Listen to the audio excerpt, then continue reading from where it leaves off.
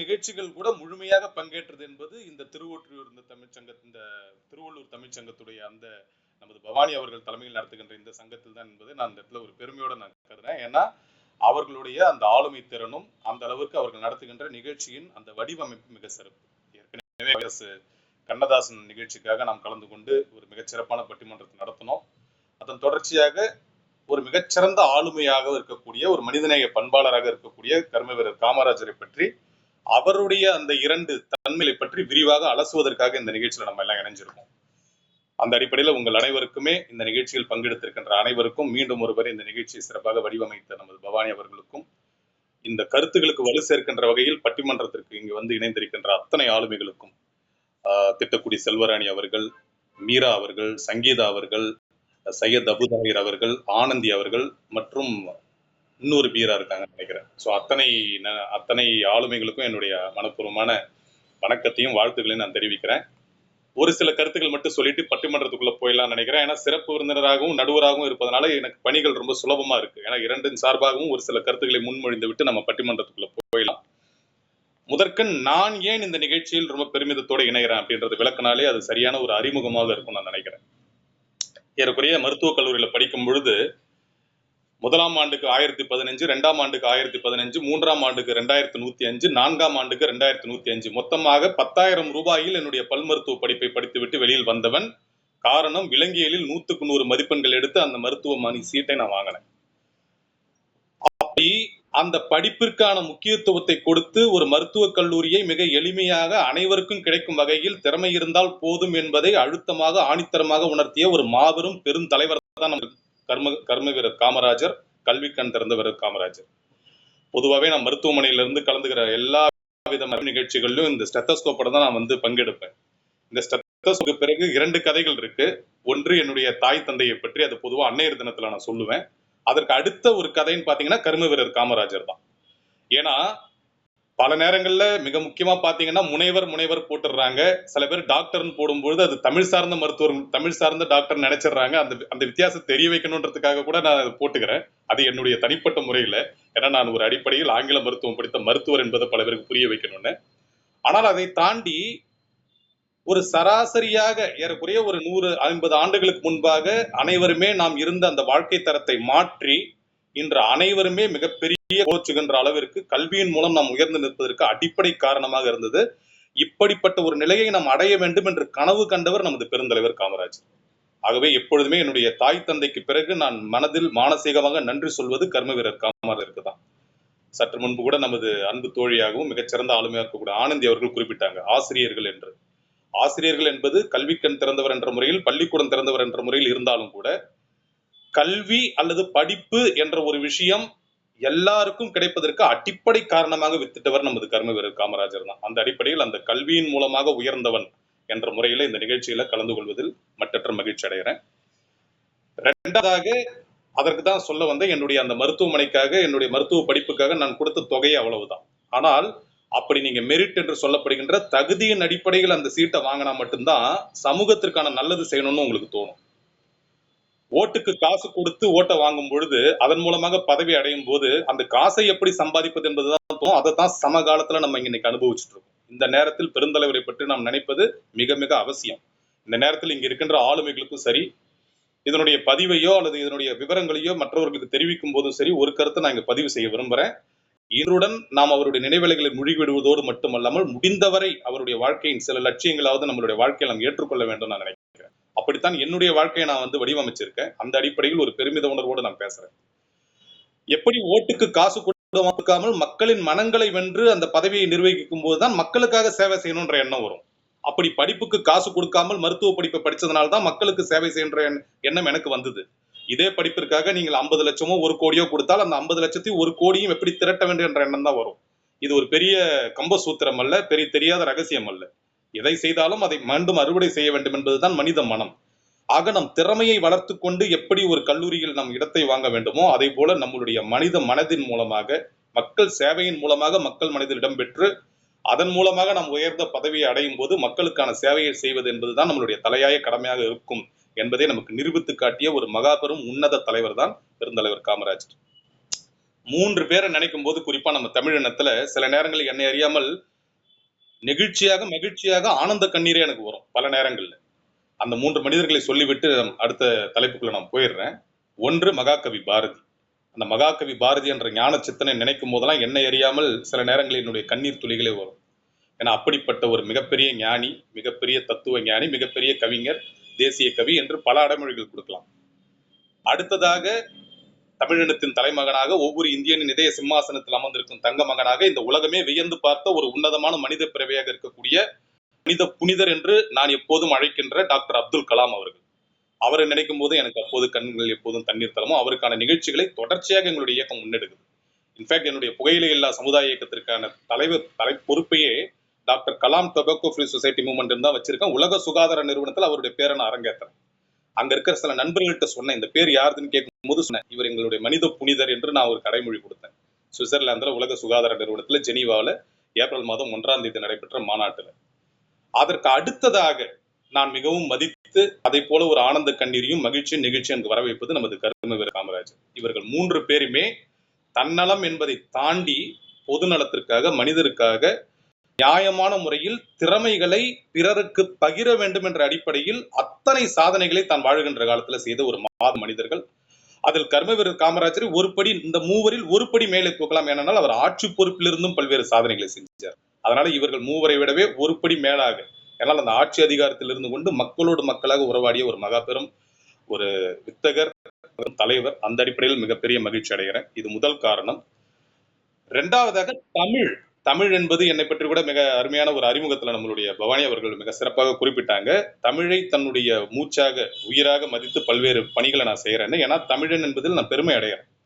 மனிதன், மருத்துவன், தமிழன், இந்தியன் என்று 4 அடையாளங்கள் இருந்தாலும் கூட அந்த மனிதன் என்பது நான் இயற்கையாக மனிதனாக, எல்லாம் வல்ல இறையர்களால மனிதனாக என்னுடைய தாய் தந்தைக்கு பிறந்தேன். இந்த தேசத்தில் இருப்பதனால் நான் ஒரு இந்தியன். நான் தொழில் ரீதியாக எனக்கு பிடித்தது, என்னை பிடித்தது அப்படி கூட சொல்லலாம். எனக்கு பிடித்தது மருத்துவம். மருத்துவத்துக்கும் என்ன பிடிச்சதுனால நான் மருத்துவனா மாறிட்டேன். ஆனால் கல் தோன்றி மண் தோன்றா காலத்தே, நிலவு தோன்றிய போதே, சூரியன் தோன்றிய போதே, நிலம் தோன்றிய போதே, கல் தோன்றிய போதே தோன்றிய ஒரு மொழி நம் தமிழ் மொழி. அப்படிப்பட்ட தமிழ் மொழியை பேசுகின்ற ஒரு தமிழனாக இருப்பதில் மற்றற்ற மகிழ்ச்சி அடைகிறேன். அந்த தமிழுக்காக நமது பெருந்தலைவர் காமராஜர் செய்த பணிகளையும் இந்த நேரத்தில் நினைச்சு பார்க்கணும். அதுவும் ஒரு காரணம். இந்த நிகழ்ச்சியின் பொறுப்பை ஏற்று நான் இங்கு திறம்பட செயல்பட வந்ததுக்கான காரணம். 1954ஆம் ஆண்டு ஏறக்குறைய அவர் முதலமைச்சரான உடனே ஏறக்குறைய ஓராண்டுக்கு முன்பு, ஓராண்டிலேயே தமிழை அங்கீகரிக்கப்பட்ட மொழியாக அரசியல் துறையில் அவர் ஆக்கினார். பல பேர் இப்போதும் தமிழ் என்றாலே நாம் அதற்கு பிறகு தலைவர்களை தான் நினைப்போம். ஆனால் உண்மையை இந்த நேரத்தில் இளைய தலைமுறைக்கு எடுத்து செல்ல வேண்டிய கடமை நமக்கு இருக்கு. பல பேர் செம்மொழியானதற்கு கூட சில திராவிட இயக்க தலைவர்கள் நம்ம சொல்லுவாங்க. ஆனால் உண்மையில் செம்மொழியாக தமிழ் அங்கீகரிக்கப்பட்டதற்கு அடிப்படை காரணமே நான் சொல்லுன மனித புனிதர் டாக்டர் அப்துல் கலாம் அவர்கள் ஜனாதிபதியாக இருக்கும்போது கையெழுத்திடப்பட்டு தான் அது செம்மொழி ஆச்சு. அதற்கு முன்னாடி பல அரசியல் தலைவர்கள் முயற்சி பண்ணாங்க. ஆனால் அதை கையெழுத்திடக்கூடிய அந்த பெரும் பொறுப்பில் இருப்பவர்கள் அதை அங்கீகரிக்கல. அதை கையெழுத்திடக்கூடிய பெரும் பொறுப்பில் நமது மனித புனிதர் அப்துல் கலாம் என்று சென்று அமர்ந்தாரோ அன்றுதான் அது உடனே அங்கீகரிக்கப்பட்டுச்சு. ஆகவே அங்கீகரிக்கப்பட்டவருக்கு தான் அதுக்குரிய முக்கியத்துவம் நம்ம தரணும். அதனால தான் நான் பல மேடைகள்ல சொல்லுவேன், தமிழ் செம்மொழியாக முயற்சியாளருக்கு பல பேர் காரணமா இருக்கலாம்.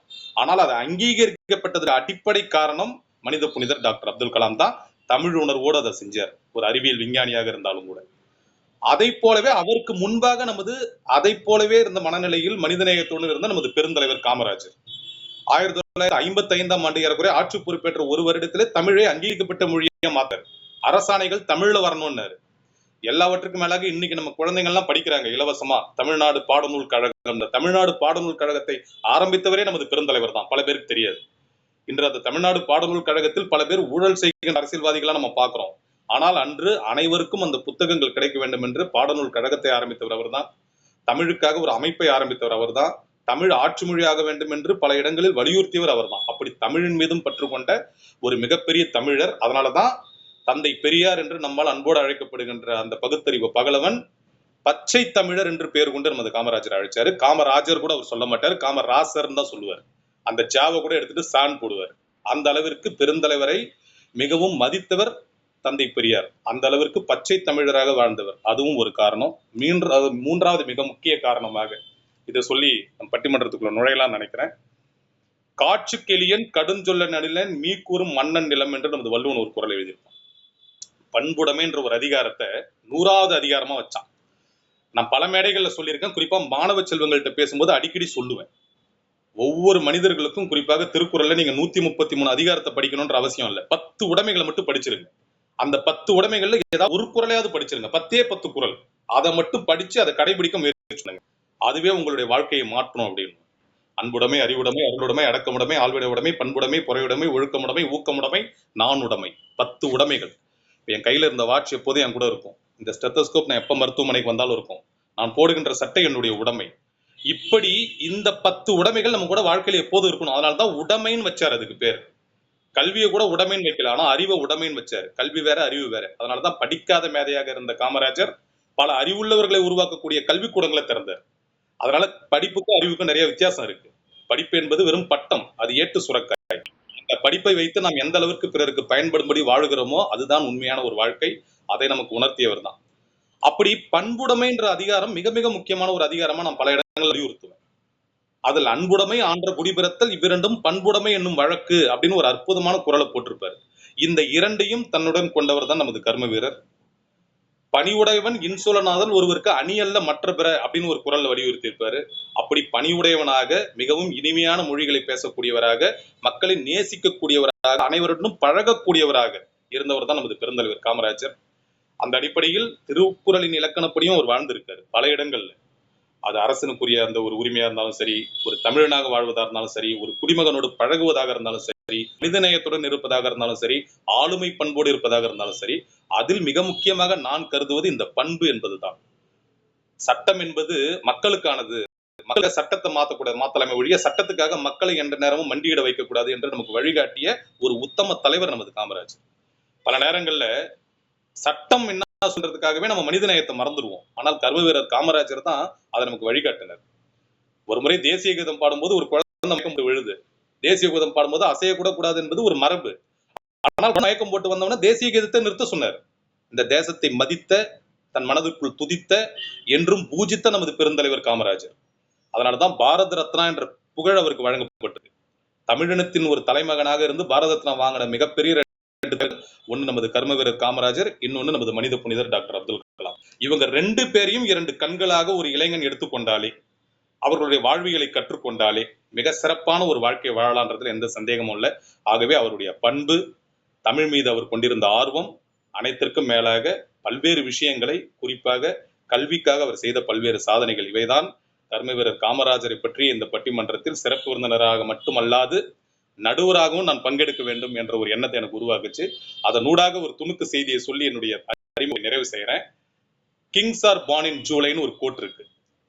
மிகப்பெரிய அரசர்கள் அல்லது தலைவர்கள் ஜூலையில் பிறப்பாங்கன்னு.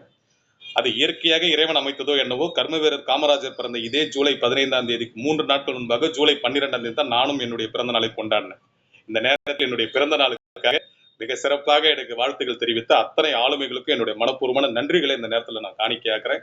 உங்களுடைய அன்போடும் ஆதரவோடும் என்னுடைய சமூக பணிகளும், மருத்துவ பணிகளும், தமிழ் பணிகளும் தொடரும் என்பதை ஒரு உறுதியாக உங்களிடம் அளிக்கிறேன். அப்படி காமராஜர் பிறந்த நாளில் அல்லது காமராஜர் பிறந்த மாதத்தில் நான் பிறந்தேன் என்பதையே கூட நான் ஒரு மட்டற்ற மகிழ்ச்சியா, பெருமித உணர்வோட நினைக்கிறேன்.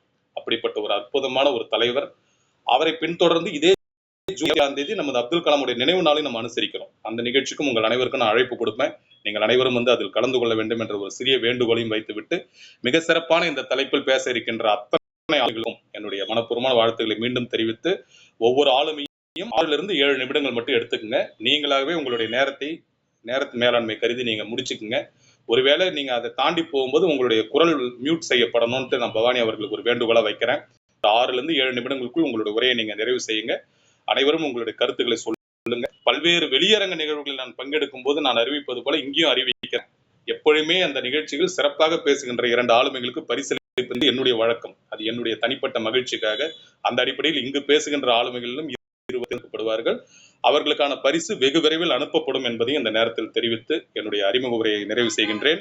இந்த நிகழ்ச்சியை நம்ம தொடங்கலாம். முதற்கண் மிகச்சிறப்பான இந்த காமராஜருடைய அவருடைய ஆளுமை பண்பு மற்றும் மக்கள் சேவை இவற்றில் காமராஜரின் பெரும் புகழுக்கு காரணம் எது என்பதற்கு முதலில் பேசுவதற்காக இங்க இணைந்திருக்கின்ற செல்வராணி இன்னும் இணையலன்னு நினைக்கிறேன்.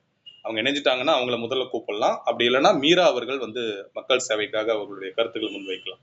தியாகராஜன் மீரா இருக்காங்களா? அப்ப செல்வராணி அவர்கள் வந்துருங்க. ஏன்னா முகத்தை காட்டினாதான் தெரியும்.